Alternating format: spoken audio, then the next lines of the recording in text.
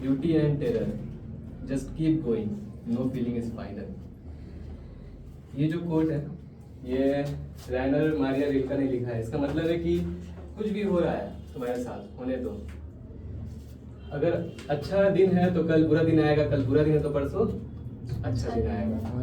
कोई feeling final नहीं होता है। हम लोग सोचते हैं कि आज अगर अच्छा दिन बुरा दिन है तो कल भी बुरा ही दिन आएगा, कभी अच्छा दिन आने नहीं वाला। जैसे मोदी जी बोले थे अच्छे दिन आएंगे, तो अच्छे दिन तो आना ही है। जस्ट कीप गोइंग, हमें बस चलते रहना है। गुड आफ्टरनून सबको।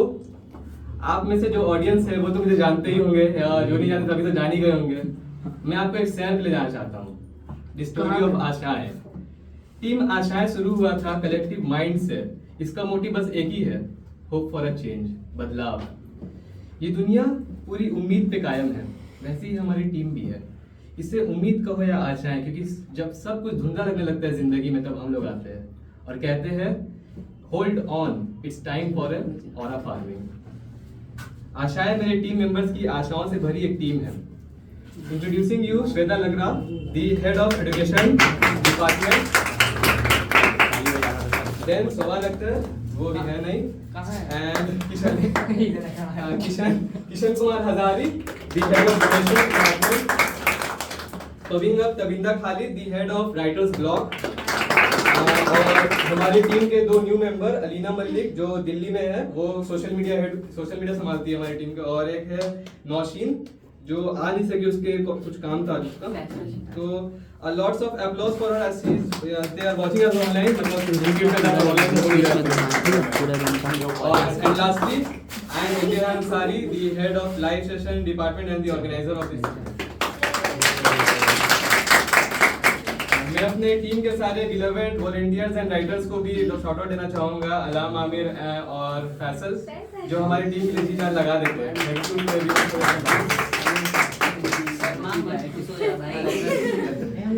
मैं आप लोगों से एक सवाल पूछना चाहता हूँ।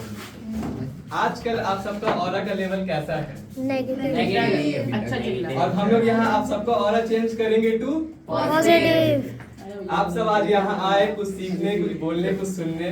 तो मैं आपको फिल्मी स्टाइल में ये नहीं बोलूंगा कि इस रूम का तापमान गर्म होने वाला है। मैं ये बोलना चाहूंगा, आप लोग समझ गए, इस रूम का ऑरा पॉजिटिव होने वाला है। So with lots of enthusiasm, let's start this seminar, Aura Negative, and let me share this podium to Shweta. Thank you. All the best. So let me start my speech with a very well-known proverb: health is wealth. क्या हम सब इसे अपनी निजी जिंदगी में actually follow करते हैं? तो क्या सिर्फ प्रोटीन, हाई फाइबर डाइट ही उसका मतलब ही होता है हेल्दी रहना? या फिर वो जो जिम में जाके हम लोग करते हैं डे 5, डे 6, उसका मतलब है हेल्दी रहना? अगर आप लोगों को लग रहा है कि इसका मतलब है हेल्दी रहना, तो let me tell you, this is only the spoon of the sea. Of course healthy diet, exercise सब कुछ इम्पोर्टेंट है हमारे लिए, बट ये पूरा का पूरा चीज नहीं है। This is only a part of it. So what is health? According to World Health Organization, health is the state of complete physical, mental, and social well-being of a person, not merely the absence of disease or infirmity. सरल भाषा में कहूँ तो health का मतलब है सिर्फ बीमारी या कमजोरी का ना होना नहीं, बल्कि फिजिकल यानी शारीरिक, मेंटल यानी मानसिक, सोशल यानी सामाजिक रूप से पूरी तरह स्वस्थ होना है। आजकल हम लोग फिजिकल हेल्थ पे तो बहुत ध्यान देते हैं, बट सोशल, मेंटल इस चीज़ पे उतना ध्यान नहीं देते हैं, या ये कहूँ कि इसके बारे में कोई उतना बात ही नहीं करता है। मेंटल हेल्थ का मतलब है हम लोग किस तरह से सोचते हैं, किस तरह से फील करते हैं और किस तरह से एक सिचुएशन को हैंडल करते हैं। हमारी लाइफ की हर डिसीजन, हर रिलेशनशिप, सब कुछ इसको ये डेली बेसिस पे अफेक्ट होता है। जब हम मेंटल हेल्थ को इग्नोर करते हैं तो प्रॉब्लम्स और बढ़ जाता है। मेंटल हेल्थ प्रॉब्लम्स जो अभी के युग में बहुत ही बड़ा प्रॉब्लम है, उसे सोसाइटी क्लियरली इग्नोर करता है, जैसे कि ये मैटर ही नहीं करता। अगर आपको फीवर होता है तो वी कैन मेजर, बट क्या मेंटल हेल्थ को हम मेजर कर सकते हैं? नो। अभी भी लोग सोचते हैं कि मेंटल हेल्थ में प्रॉब्लम होना मतलब इंसान पागल है, जो ऑफ कोर्स यहाँ बहुत लोग हैं, ठीक है। तो इसीलिए मेंटल हेल्थ को समझना कि असल में होता क्या है बहुत ज़रूरी है। हमारे मेंटल हेल्थ डिपेंड करता है बहुत सारे फैक्टर्स में। One being our genetics, second our upbringing from the childhood till present time, our food habits and the environment around us. Mental health के बारे में बात करना कोई वीकनेस नहीं है, इट्स अ स्ट्रेंथ। और शायद ही आज हम इस सेमिनार से बहुतों की जिंदगी बदल जाएगी। लोग सोचते हैं कि मेंटल हेल्थ प्रॉब्लम कुछ नहीं है, बस ये मन का धोखा है, बट एक्चुअली में ये उन लोगों का धोखा है। लोग सोचते हैं कि अगर कोई साइकेट्रिस्ट के पास जा रहा है तो वो पागल हो चुका है, सोसाइटी में रहने लायक नहीं है। लोग ये भी सोचते हैं कि अगर कोई डिप्रेशन में है तो उस पर जादू या टोटका किया गया है, लेकिन ये सब जाहिलियत ही मेंटल हेल्थ को बदनाम कर चुकी है। Remember one thing, half knowledge is always dangerous. Mental health matters. Thank you.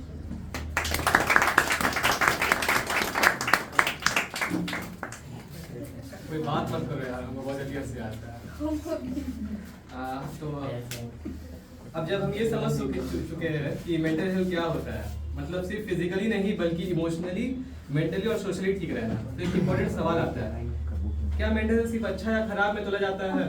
कि अगर इसको एंजाइटी है और तुमको नहीं है, तो मतलब क्या इसको है तुमको नहीं है? बस ये दो चीजें, जैसे हम लोग फिजिकल हेल्थ में लेते हैं कि कोई इंसान बीमार है, फीवर है उसको, तो एक इंसान जिसको फीवर है, एक होता है इंसान जिसको फीवर नहीं है। बल्कि ऐसा बिल्कुल नहीं है मेंटल के केस में। मेंटल हेल्थ एक स्पेक्ट्रम है। जैसे अगर हम एंजाइटी का बात करें तो ये स्पेक्ट्रम है, मतलब 0 to 10, इसके पीछे हम लोग सबको काउंट करते हैं, सबको स्कोर देते हैं। अगर 9 है मतलब किसी का, तो मतलब उसका जो एंजाइटी का लेवल बहुत ज्यादा है। अब बात करते हैं मेंटल हेल्थ डिसऑर्डर के बारे में, जो आप लोग या हमें से किसी को होगा भी यहाँ पे। और जब हम इसके बारे में बात करेंगे, सिम्टम्स हम आपको बताएंगे, तो बहुत रिलेटेबल फील होगा सबको। पहले आते हैं एंजाइटी पे। एंजाइटी मतलब किसी को पता है क्या होता है? एंजाइटी, टेंशन, स्ट्रेस नहीं, स्ट्रेस वही तो, वो सब सिम्टम्स है। बट एंजाइटी को हिंदी में बोले तो उसको बोलते हैं घबराहट, ठीक है ना। एंजाइटी एक्चुअली में एक नॉर्मल ह्यूमन इमोशन है, मतलब एंजाइटी नॉर्मल है। जैसे इसका एग्जांपल है कि कल एग्जाम है मेरा, और कल समझो एग्जाम है और 10 सब्जेक्ट, 10 ये तुम्हारा चैप्टर आ रहा है कि सब्जेक्ट का, ठीक है। तुम उसमें से एक भी नहीं पढ़े हो, तो तुमको घबराहट होगा, तुमको पढ़ना है। यही जो घबराहट है तुमको पुश करेगा पढ़ने के लिए, तो ये नॉर्मल है। बट एक और केस तो जिसमें तुम्हारा कल एग्जाम है और 10 में से 10 तुम्हारा सब्जेक्ट चैप्टर हो चुका है, तभी तुम घबरा रही हो। प्रॉब्लम तब आ जाता है। प्रॉब्लम तभी आता है जब एंजाइटी को हम कंट्रोल नहीं कर पाते, जब बिना वजह का टेंशन आने लगे, जब छोटी छोटी बातों पे ओवर थिंकिंग होने लगे। इसका एक एग्जांपल है परफेक्ट चाइल्ड ड्रामा, जो अपने एग्जांपल पे लेंगे हम।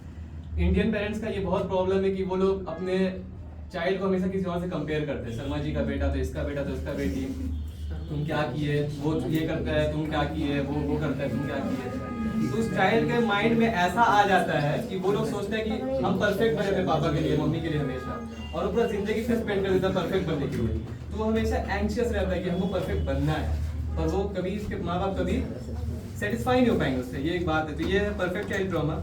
एंजाइटी में बहुत सारा डिसऑर्डर में, नॉट एंजाइटी है, अभी हम एंजाइटी में बात कर रहे हैं तो वो नॉर्मल चीज है। पर एंजाइटी डिसऑर्डर, जो लोगों को 24 घंटे एंजाइटी होता है, तो उसमें 3 आता है। एक है जनरलाइज्ड एंजाइटी डिसऑर्डर, जो तुम्हारा समझ लो नॉर्मली, नॉर्मल मतलब क्या है, एक्सेसिव एंजाइटी, 24 घंटे एंजाइटी रहना। एक होता है सोशल एंजाइटी। सोशल एंजाइटी होगा बहुत सारा यहाँ पे, कि जैसे अकेले में वो ठीक है, जान पहचान के लोगों के साथ ठीक है, पर अगर कहीं अजनबी मतलब हो जाता है, तो 4-5 अजनबी कॉलेज का पहला दिन होता है, जैसे आ जाएगा और तुम्हारा कब कपाने लगोगे, तुम शिवर करने लगोगे, बोल नहीं पाओगे, खाने लगोगे, बोल नहीं पाओगे। ये होता है। अब एंजाइटी का जो फाइनल स्टेज होता है डिसऑर्डर का, वो होता है पैनिक अटैक। आया कभी पैनिक अटैक किसी को? बताओ एक बार पैनिक अटैक क्या होता है, बताओ। नहीं बताओ, मतलब सबको बताओ। ऑकवर्ड हो जाता है इसलिए। क्या ऑकवर्ड हो जाता है इसलिए। ऑकवर्ड हो जाता है सिचुएशन। और आई मीन मतलब पैनिक अटैक के बारे में बोलना ऑकवर्ड हो जाता है। हाँ, बोलना। पर पैनिक अटैक के बाद तो होता क्या है हम लोग को? किसी को नहीं हुआ है पैनिक अटैक? हार्ट बीट बहुत ज़्यादा बढ़ जाता है, और कंटिन्यूसली रोना आता है, रोना बंद ही नहीं होता है, खाना या पीना में कुछ होता ही नहीं है कंटिन्यूसली। ऐसा लगता है कि ओवर स्विमिंग होने लगता है बहुत ज़्यादा। मोस्टली कॉमन है कि जाके छत से कूद जाओ, ऐसा फीलिंग आता है जो कि बंदे नहीं होता है, लेकिन भी कर ही नहीं सकते। फिर सांस भी खुलता हो, बेचैनी होता होगा बहुत। ये सब पैनिक अटैक का सिम्टम है। और सच बता तो पहले ये सब यूथ में बहुत कम था, पर आजकल यूथ में बहुत बढ़ रहा है। तो इसका सोल्यूशन बाद में हम लोग जानेंगे। ये सब क्यूरेबल है अगर देखा जाए तो, पर हम हमेशा बोलेंगे कि अगर बहुत एक्सट्रीम लेवल में किसी को एंजाइटी है तो वो क्या के लिए, मेडिकल हेल्प है। अब आते हैं उस चीज़ पे जो एंजाइटी के बाद सबसे ज़्यादा इफेक्ट करता है। तो गेस कर लो, डिप्रेशन को अगर हम तीन लेटर्स में, तीन वर्ड्स में कंप्लीट करें तो इसको बोलेंगे मोर देन सैडनेस। अब ये भी पता है कि sadness is a normal emotion. Sadness मतलब नॉर्मल है। सैडनेस में मतलब सबको होता है सैडनेस, बट प्रॉब्लम तब आ जाती है जब हम बिना कोई रीजन का दुखी होने लगे। मतलब कोई रीजन नहीं है, 24 घंटा दुखी है। तो ये तुम्हारा मतलब डिप्रेशन का एक सिम्टम है। अब हम एक चीज एक्सप्लेन करेंगे, ठीक है। कोई यहाँ पे मूवी देखा है इनसाइड आउट 2? कोई देखा है? इमोशन रहता है क्या? हाँ। एंग्री। तो समझ लो हमारा ब्रेन एक कंट्रोलिंग सेंटर है, ठीक है। और उसको सब मिलके कंट्रोल करे। कौन तो मिलकर कंट्रोल करे? सारे इमोशन, जॉय, एंगर, एनवी, फिर तुम्हारा गिल्ट, सॉरो, फिर एक एंजाइटी भी है। डिप्रेशन क्या है? हैकर है, ठीक है। पबजी कौन खेला है यहाँ पे? हाँ, सभी खेलता होगा। हाँ, हैकिंग तो होता है ना, पूरा गेम को हैक कर लेता है, मतलब कुछ भी कर लेता है। तो डिप्रेशन भी एक मतलब हैकिंग का तरह है। वो क्या करता है? पूरा कंट्रोलिंग सेंटर को हैक कर लेता है और जितना भी इमोशन है सबको नम कर देता है। हम लोग का एक बहुत बड़ा मिसकंसेप्शन है कि डिप्रेशन में हम लोग बस जॉय को नम करता है, मतलब कुछ नहीं रहता है। सच्चाई यही है कि इसमें सब चीज़ नम हो जाता है। खुशी, रोना भी नहीं आता है उसको, ना ही वो खुश रहेगा। और रोना मतलब कंट्रोल में नहीं है ये। जब बढ़ जाएगा, जब तक रोने लगेगा, जब तक चुप हो जाएगा, जब खुशी होगा नहीं उसको, फिर एंगर भी, गिल्ट भी, सब चीज़ नम हो जाता है। सबसे जो स्पेशल बात ये है डिप्रेशन का कि लोग ना जो डिप्रेस होता है, यहाँ पे कोई होगा भी, हम लोग नहीं जान सकते। बाहर से नॉर्मल लगता है इंसान, पर अंदर ही अंदर वो क्या चीज़ से लड़ रहा है, कैसे है, किसी को समझना किसी का बस का बात नहीं। यही इसको डेंजर बनाता है डिप्रेशन। डिप्रेशन में लोगों को चीज़ों में इंटरेस्ट होने लगता है। कोई चीज़ का, जैसे अगर तुमको गिटार बजाना है तो गिटार का, तुम गाना गाने का बहुत शौक है। अगर तुमको डिप्रेशन होगा तो वो भी करने का मन नहीं करेगा, कुछ करने का मन नहीं करता, बस मन करता है घर में लेटे रहे। कौन घर में लेटा रहता है दिन रात? एनर्जी हमेशा लो रहता है। कभी कभी बिना वजह का रोना भी आ जाता है। लगता है कि दुनिया में कुछ बचा ही नहीं है, आगे जी के फायदा ही नहीं है। एक छोटा सा टास्क जैसे बेड को साफ करना, उठना, वो भी हार्ड बन जाता है। लगता है कि कुछ हो नहीं सकता। और सबसे इससे जो मतलब बेकार बात वो है कि अगर हम किसी को बताते भी है जाके कि मेरे साथ ऐसा होता, तो क्या बोलता है रिप्लाई में? कुछ ऐसा है नहीं, तुम ऐसा सोचो मत, कुछ नहीं होगा, तुम बस बिलीव पॉजिटिव रहो। तो समझ नहीं सकते, कोई नहीं समझ सकता डिप्रेशन में कैसा लगता है इंसान को। अब आते हैं उस डिसऑर्डर पे। इस रूम में सबके साथ होगा, सबके पास है। बता दो क्या है? एस है, एस ऑटिज्म। हाँ क्या? सबके पास नीट निकालने का स्ट्रेस हमको था, जेई निकालने का स्ट्रेस उसको था, घर संभालने का स्ट्रेस किसको है? उसको है घर सारा स्ट्रेस, फेलियर ना बनने का स्ट्रेस। और ये जो वर्ड है स्ट्रेस बहुत नॉर्मलाइज है, मतलब समझ में आ रहा है, बहुत नॉर्मलाइज कर चुके हैं। भाई मुझे स्ट्रेस हो रहा है, भाई स्ट्रेस तो होता रहता है, इतना बड़ा बात क्या है। पर स्ट्रेस सही में नॉर्मल है। हम एक एग्जांपल दें, मेडिकल एग्जांपल दे रहे हम। मैं पहले मेडिकल का इकोलॉजिकल एग्जांपल। एक जंगल है, उसमें एक हिरन है, उसके सामने शेर आ गया, तो क्या होगा? Panic attack. स्ट्रेस नहीं होता क्या होगा? मर जाएगा, तभी ना भागेगा। तो मेडिकल में भी स्ट्रेस नॉर्मल होता है। स्ट्रेस होता रहता है जब एक्सट्रीम कंडीशन में रहता है, ठीक है। एंजाइटी और स्ट्रेस में बहुत मिसकॉन्सेप्शन है। तुम लोग एंजाइटी और स्ट्रेस को सेम मानते हो। एंजाइटी क्या होता है? फ्यूचर के लिए हम लोग मतलब एंजियस होते हैं, मतलब हम लोग फ्यूचर चिंता होता है। और स्ट्रेस क्या होता है? ज़्यादातर पास्ट का होता है, पास्ट या अभी प्रेजेंट में, ठीक है। स्ट्रेस का अगर हम बायोलॉजिकल फंक्शन बताएं तो ये कॉर्टिसोल से होता है। कॉर्टिसोल पता है? हार्मोन, कॉर्टिसोल हार्मोन बायोलॉजी का सब्जेक्ट क्या? तो कॉर्टिसोल से क्या होता है? तो ये ग्लूकोज प्रोडक्शन में होता है, ग्लूकोज, ब्लड ग्लूकोज लेवल बढ़ जाता है, ये सब होता है बहुत। इस वजह से क्या होता है ना, फास्टिंग स्टेट में बड़ी चल जाता है, कैटाबॉलिक स्टेट, पूरा मसल सब गलने लगता है। मतलब समझ लो इंसान फिट नहीं रह पाएगा उसमें, और हम तो मानते हैं कि इतना भी ओवर स्ट्रेस करने से सारा बीमारी होता है मैक्सिमम। स्ट्रेस में बहुत सारा टाइप होता है, पीटीएसडी टाइप है, पीटीएसडी, पीसीओडी नहीं, ट्रॉमेटिक स्ट्रेस डिसऑर्डर। बताओ तुम क्या होता है? बता, कर सकते हो तुम, कोशिश करो, हो जाएगा। तोड़ो वर्ड को, पोस्ट ट्रॉमेटिक, ट्रॉमा के बाद स्ट्रेस डिसऑर्डर। हम लोग के साथ कुछ ट्रॉमा हुआ, उसका तो स्ट्रेस है। क्या ट्रॉमा है? जैसे एग्जांपल दे रहे, मेरा बस एक्सीडेंट हो गया, उसका हम घर गए, हम ठीक हो गए, मतलब मरे नहीं, ठीक हो गए। समझ गए कि लाइक मतलब जो जिस चीज़ का एसोसिएशन या फिर जिस चीज़ से वो इंसिडेंट ऑकर हुआ उस चीज़ का फेयर कंटिन्यू रहना। हाँ, और उस चीज से रिलेटेड भी, अगर मेरा बस एक्सीडेंट हुआ, हमको पीटीएसडी हो गया, तो हम अगला दिन कभी फिर हम बस में जाएंगे नहीं, और बस के साथ हम बाहर भी नहीं निकलेंगे, क्योंकि वो डर लगेगा कि बस में धक्का ना हो या कार भी ना धक्का हो। पीटीएसडी हो गया, फिर एक कांस्टेंट स्ट्रेस से हम लोग का हेडेक होता है, मूड इरिटेटेड रहेगा, हम लोग अपने घर वालों से बात नहीं करते सही से, ए मम्मी जाओ ना, क्यों परेशान कर, इन फोकस हो गया। फिर उसका भी ट्रीटमेंट लोग बात करेंगे बाद में। और अभी भी बता रहे कि अगर स्ट्रेस बहुत ज्यादा है तो क्या लेना चाहिए? Medical help. और तीन चीजों के बारे में बात की हम, एंजाइटी, डिप्रेशन और स्ट्रेस, तीनों एक दूसरे से जुड़ा हुआ है, ठीक है। अगर एक बहुत ज्यादा होगा तो इनएविटेबल है कि दूसरा भी। और हम ये तो नॉर्मल था जो आजकल यूथ में है। और दो बीमारी, एडीएचडी और बाइपोलर। पता है एडीएचडी के बारे में किसी को? बाइपोलर के बारे में?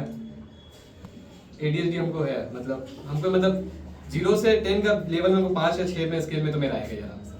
एडीएचडी का फुल फॉर्म है attention deficit hyper activity disorder. Attention deficit, let everything happen to you, beauty and terror. एक बार समझा यहाँ पे कोई? सब समझ गया एक बार में? अब जिसको एडीएचडी को क्या करेगा, फिर से पढ़ेगा इसको। तो लोग बुक पढ़ी, एक लाइन पढ़ी, वो फिर से पढ़ेगा वो लाइन समझने के लिए, बहुत बार होता होगा। ये एडीएचडी का एक सिम्टम है कि अटेंशन नहीं दे पाते हम लोग किसी को भी। तुम्हारे दोस्त कुछ बोले इंपॉर्टेंट बात, तुम कोई और दुनिया में, तुम चाहती हो कि तुम उसका बात सुनो, तुम चाहते हो कि तुम उसका बात सुनो, बट तुम सुन नहीं पाओ। वही तो ये था अटेंशन डेफिसिट। और हाइपर एक्टिविटी डिसऑर्डर जो उसको है, हाइपर एक्टिविटी क्या हुआ? एक्टिविटी हाइपर, कंट्रोल नहीं कर पाते हम लोग, दूसरों को मतलब हम लोग आवाज देते। तुम्हारा मतलब मेरा, हमको भी यही है, सच बता रहा हूं, हमको बहुत रिलेटेबल फील हुआ। सबको होता है, इसका गलती नहीं है। ये सब जितने बीमारी है, ये सब क्यों होता है, ये किशन आगे बताएगा। तो एडीएचडी का मतलब ये हुआ। और एक होता है बाइपोलर।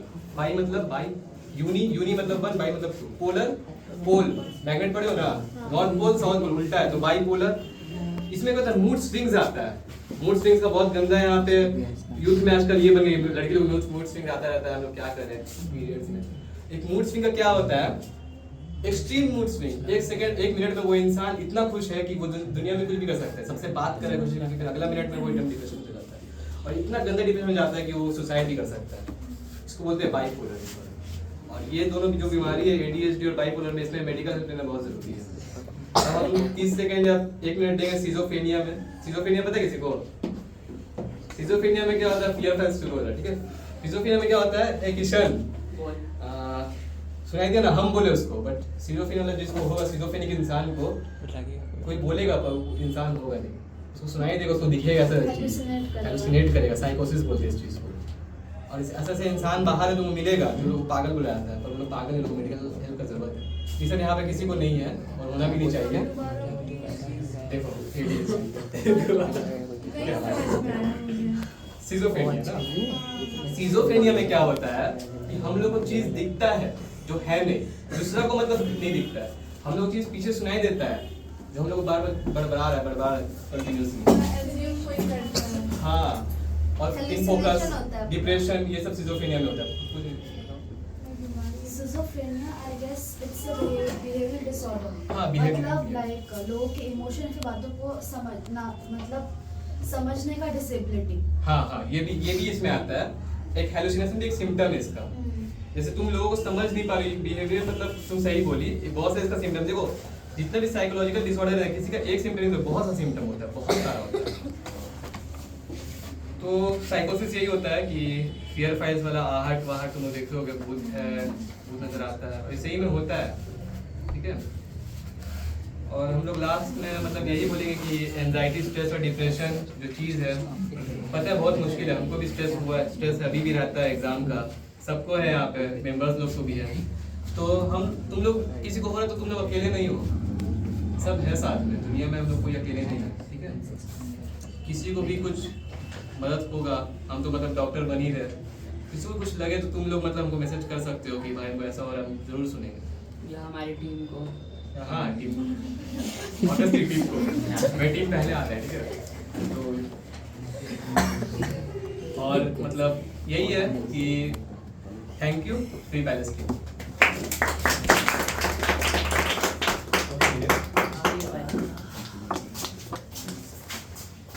सब समझ में गए सब?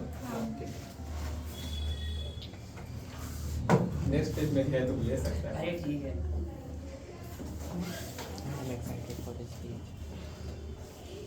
इधर आने से पहले लगा था मतलब जिस टॉपिक पे हम लोग बात करना चाहते थे, डिप्रेशन, एंजाइटी, जो रेहान अभी बोल के गया, मतलब आप सभी में मेरे को लगा था होगा, लेकिन देख के नहीं लग रहा उतना है, और जो भी बहुत अच्छा है, कुछ बच्चे में होगा ऑफ कोर्स, अंदर में होगा, दिख नहीं रहा, तो टाइम टू टाइम आता है, पर अच्छा लगा नहीं, खास करके लड़कों में तो नहीं देखा, लड़कियों में बहुत है, खास करके पीछे में भाई मिलेगा थोड़ी देर में आएगा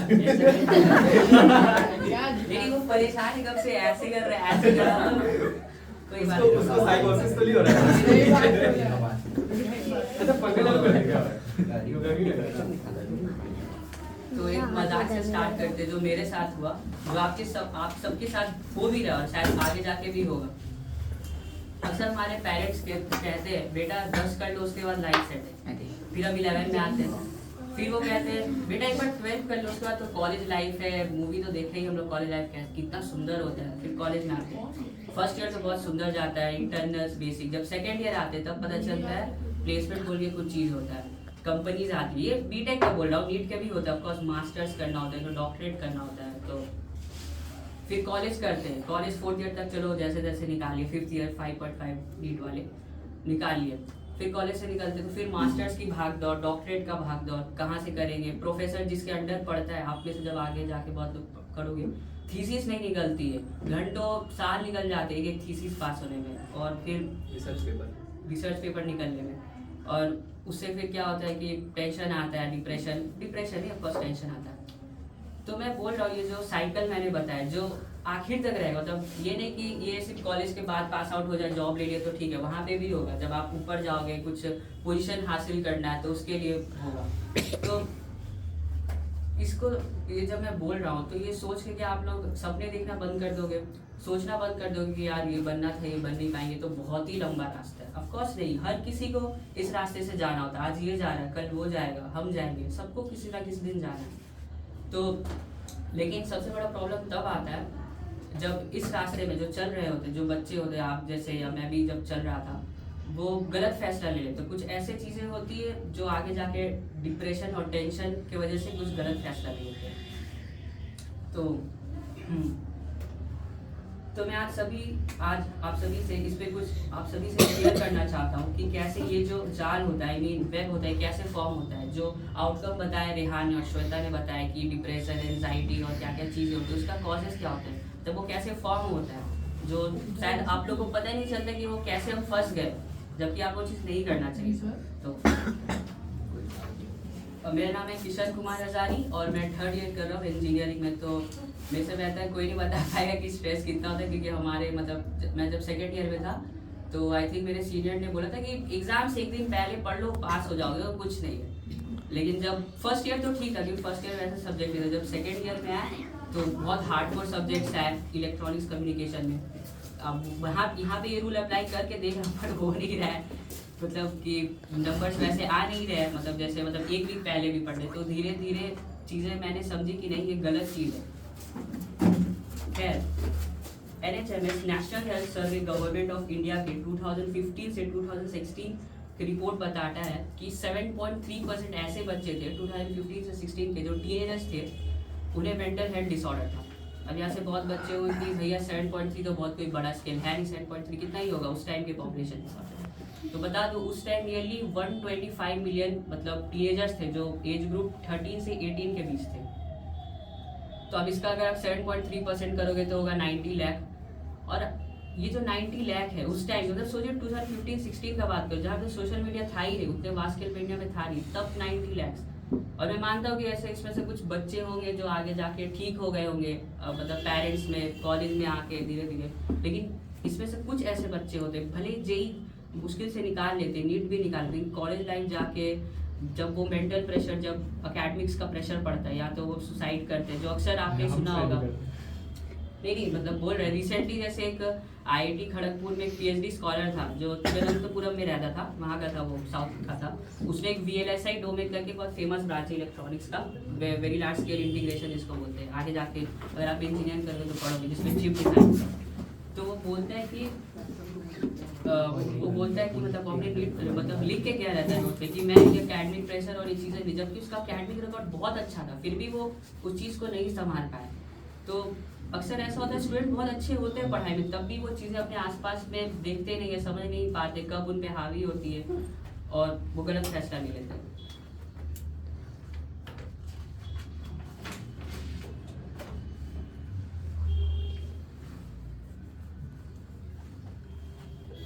तो जैसा रेहान ने आउटकम बताया और श्वेता ने बताया कि कैसे